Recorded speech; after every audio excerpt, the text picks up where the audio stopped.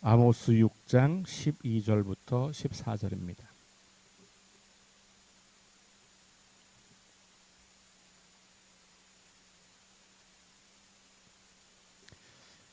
아모스 6장 12절부터 14절까지 말씀을 우리 함께 봉독합니다. 말들이 어찌 바위 위에서 달리겠으며 소가 어찌 거기서 밭 갈겠느냐.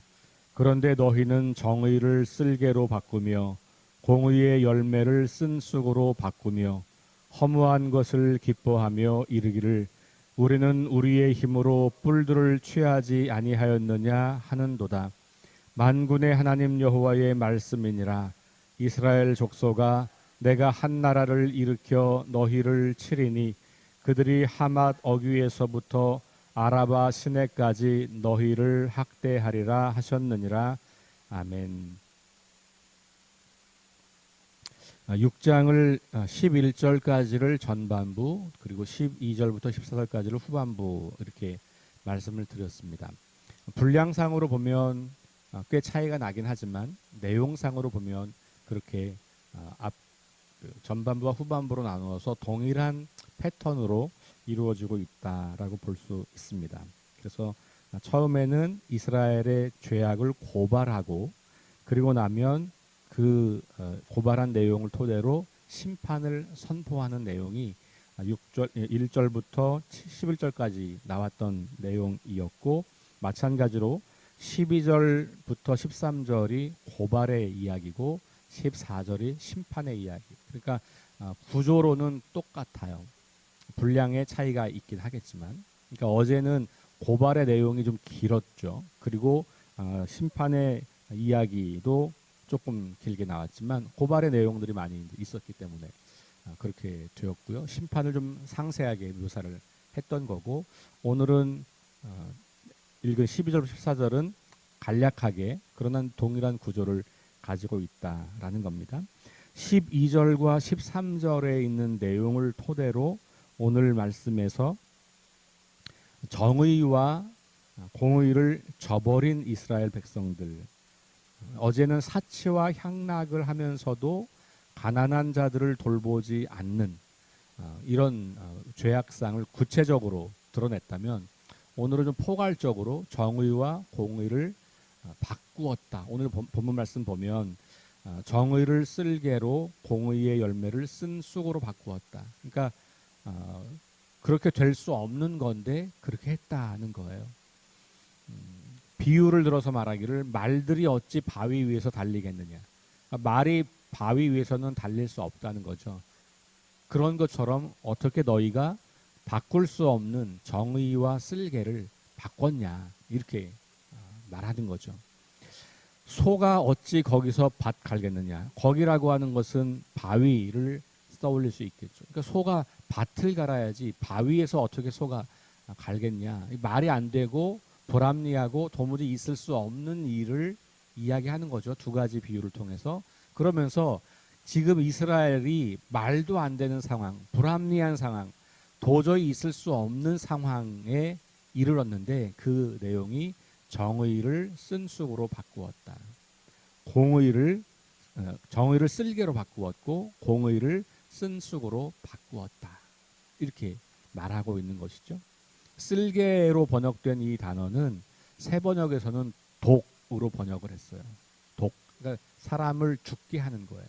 정의는 죽어가는 사람도 살리고 억울하고 힘없는 사람들을 살리는 것이라면, 쑥으로 쓸개로 독으로 바꿨다고 하는 것은 죽인다는 거잖아요. 그러니까 이게 있을 수 없는, 말도 안 되는 일이 지금 일어났다라고 이야기를 하고 있는 것이죠. 13절에 보면 허무한 것을 기뻐하고 또 스스로 이르기를 우리는 우리의 힘으로 뿔들을 취하였다, 이렇게 이야기를 하고 있어요. 여기 허무한 것을 기뻐한다라고 하는 이 말을 우리가 조금 생각해 볼 필요가 있겠는데, 이 허무한 것을 원어로 그냥 그대로 읽으면 로데발 혹은 로드빌 이렇게 이제 읽을 수 있거든요. 요게 하나의 지명처럼 읽히기도 해요. 그 다음에 그 뒤에 나오는 뿔들이라고 하는 것도 마찬가지로 카르나임이라고 하는 단어인데 이것도 어떤 도시를 지칭할 수 있어요. 그래서 새 번역에서는 그렇게 도시처럼 이야기하죠. 그러니까 허무한 것으로 번역할 수도 있지만 로데발이라고 하는 도시로, 그 다음에 카르나임이라고 하는 도시로, 이스라엘의 북쪽 지역에 있는 그 아람이 취하고 있었던 땅들, 그래서 여로보암 2세 때 이 북쪽 지역을 좀 확장하는 그런 이제 일이 있었는데, 그런 어떤 도시들을 표현하기도 한다라고 하는 겁니다. 이게 히브리어 단어는 띄어쓰기에 따라서 아주 다른 그런 이제 의미가 있을 수가 있거든요. 그러니까 그 처음에 나오는 허무한 것이라고 하는 단어가 로데발 혹은 로드발이라고 읽는데, 요걸 띄었으면, 그러니까 붙였으면 도시 이름이 되고, 띄었으면 그다음에 데발, 이렇게 띄었으면 말씀이 없다 혹은 실체가 없다, 이런 의미로 번역할 수가 있어요. 그러니까 실체가 없는 것이니까 허무한 것, 이렇게 번역이 가능한 거예요. 그러니까 우리 개역개정은 그렇게 의미를 풀어서 번역을 한 거고, 새 번역으로 읽으면 그냥 그 지명처럼 그렇게 썼다. 뿔들로 번역한 카르나임도 마찬가지로 그냥 그걸 의미로 뿔들이라고 번역할 수가 있다라고 하는 거죠. 그러니까 이스라엘은 실체가 없는 것을 차지했다고 기뻐했고, 자기들이 얻은 승리, 여기 뿔이라고 하는 것은 승리를 말하는 거거든요. 그러니까 자기들이 얻은 승리를 하나님에게 돌리지 않고 자기들의 힘으로 얻은 것처럼 그렇게 이야기했다. 우리 어제 나왔던 교만함, 마음이 든든함이라고 하는 것과 같은 의미. 6장 1절에 보면 시온에서 교만한 자와 사마리아 산에서 마음이 든든한 자, 이렇게 이야기했잖아요. 그러니까 그 내용이, 교만하고 마음이 든든하다는 내용이 바로 뭐냐면 허무한 것을 차지하고 그리고 뿔들을 차지했는데 그것을 자기들의 힘으로 한 거라고 기뻐하고 있는 이런 모습들을 표현하고 있는 거죠. 다시 말하면 지금 이 당시는 이스라엘 백성들이 그래도 가장 강력한 힘을 가지고 있을 때였어요. 그 당시 주변에 애굽의 힘이 점점 사라지고 아수르라고 하는 이 강대국이 등장하려고 하는 막 그 시점이었거든요. 그러니까 이때 잠시 애굽의 영향을 벗어나면서 많은 나라들이 스스로의 힘을 키워가고 있었던 거고, 여로보암 2세 때도 역시 마찬가지로, 그래서 영토도 확장하고 뭐 이렇게 경제력, 군사력이 제법 강하고 안정될 때였거든요. 그러니까 그런 풍요로움, 부유함, 군사적인 어떤 강함, 이런 것들을 자랑하면서 그것에 몰입하기 시작했던 거죠. 그래서 하나님은 온데간데 없고 결국은 망할 수밖에 없는 세상의 권력, 결국은 망할 수밖에 없는 어떤 군사력, 결국은 사라질 수밖에 없는 이런 것들에 주목하기 시작하면서 그들이 교만해졌다라고 하는 거죠. 강한 군사력을 의지하고 부를 의지하고 풍요로움을 지나치게 의지하면서 그들이 누리는 그 풍요로움, 안정감, 뭐 이런 것들을 여기 비꼬고 있는 것이죠. 그래서 그렇게 지금 이스라엘 백성들이 말을 하고 있다. 그러면서 정의가 사라졌고 공의가 사라졌다라고 하는 것을 말하고 있는 겁니다. 하나님이 주시는 큰 복을 누리고 있는 거죠. 이스라엘은 경제적으로, 군사적으로 전에 없는 번영과 축복을 누리고 있는 이때에 아모스가 보기에는, 겉으로 보기엔 참 괜찮은 시절을 지내고 있고, 가진 자, 힘 있는 자 이들은 계속해서 번영을 추구하고 있지만, 그러나 그 뒤안에 여러 사람들의 그 억울함과 억압과 고통이 있었다라는 것을 보게 되고요. 그것을 아모스는 정의를 쓸개로 바꾸었다, 공의의 열매를 쓴 쑥으로 바꾸었다, 이렇게 이야기를 하고 있고, 그것이 얼마나 말이 안 되는 상황인지를 비유적으로 말들이 어찌 바위 위를 달리겠느냐. 소들이 어찌 바위를 갈아엎어 밭을 경작하겠느냐. 있을 수 없는 상황이라고 하는 것을 그렇게 말해주고 있습니다. 그러면서 14절에 가면 심판을 이제 선포하는 거예요.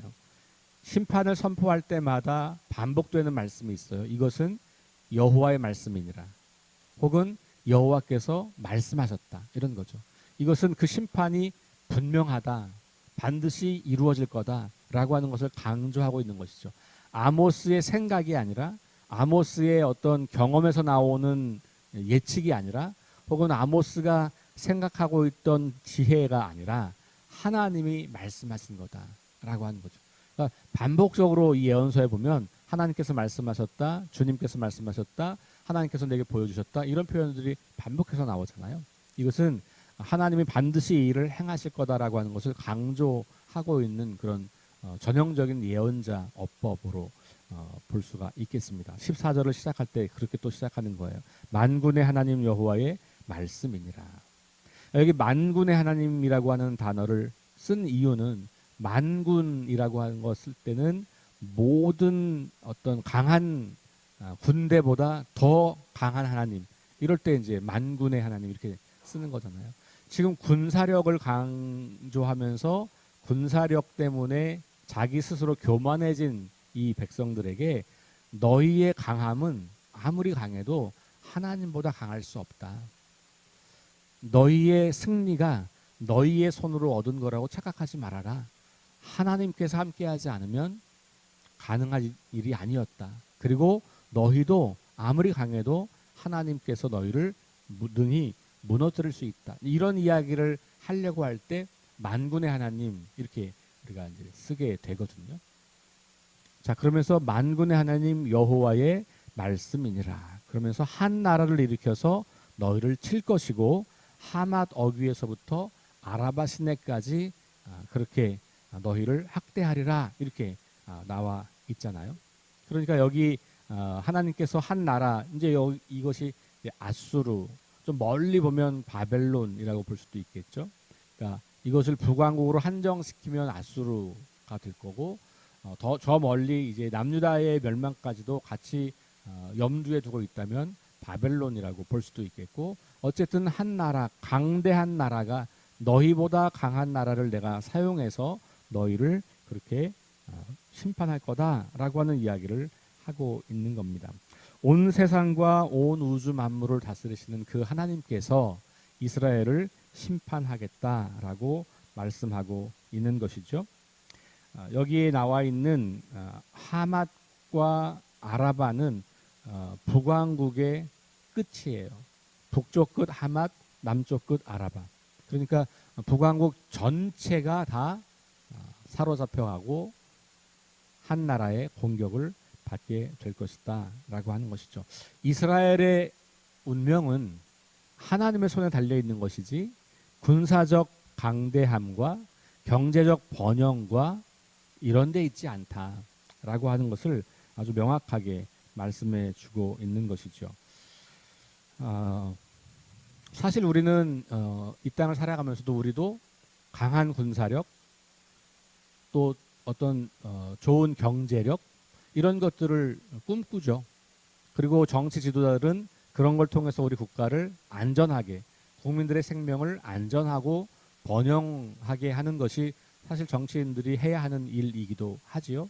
우리가 그것을 꿈꾸는 것 자체가 잘못은 아니고, 그것을 위해서 기도하고 그것을 추구하는 것이 문제는 아니지만, 문제는 그런 것 때문에 하나님을 신뢰하지 않거나 하나님을 망각하거나, 그것 때문에 우리가 해야 할 사명을 놓치고 그 풍요로움과 강함에 몰두되는 것, 이것이 큰 문제일 수 있다라고 하는 것을 우리에게 들려주고 있습니다. 오늘 이 말씀 다시 우리 마음속에 새기면서 오늘 하루 하나님께서 주시는 이 말씀을 붙잡고 나는 이 땅에서 마땅히 행해야 할 일들을 잘 행하고 있는가? 사랑과 공의의 하나님 나라를 내 삶 안에서 드러내면서 살아가고 있는가? 아니면 마땅히 그렇게 되면 안 되는 그러한 일을 나도 모르는 사이에 하고 있는가 점검하시면서 우리의 존재의 근원 되시고 우리 삶의 모든 것들을 제공해 주시는 그 하나님 앞에서 겸손하게 하나님을 하나님으로 인정하고 그 하나님께서 주시는 은혜와 사랑과 축복과 풍요로움을 가지고 어떻게 하나님을 기쁘시게 하고 교회의 사명을 잘 감당하고 한 사람의 그리스도인으로서 이 땅에서 하나님 백성답게 살아갈 수 있을 것인가를 고민하시면서 구체적으로 우리의 삶의 한 부분, 살아가는 삶의 방식, 사람들을 대하는 방식에 대해서 점검하시고 돌아보시고 하나님이 기뻐하시는 새로운 삶의 방식들을 결단하시고 연습하며 실천하는 그런 하루가 될 수 있기를 주의 이름으로 축원합니다. 기도하겠습니다. 하나님, 계속되는 말씀을 통하여 우리를 돌아봅니다. 점점 하나님을 망각하면서도 예배를 들을 수 있고 성경을 읽을 수 있고 기도도 할 수 있습니다. 주님이 주신 것에 취하여 주님이 아니라 주신 선물에 눈이 머물러 하나님을 잊어버릴 때가 있음도 우리가 깨닫습니다.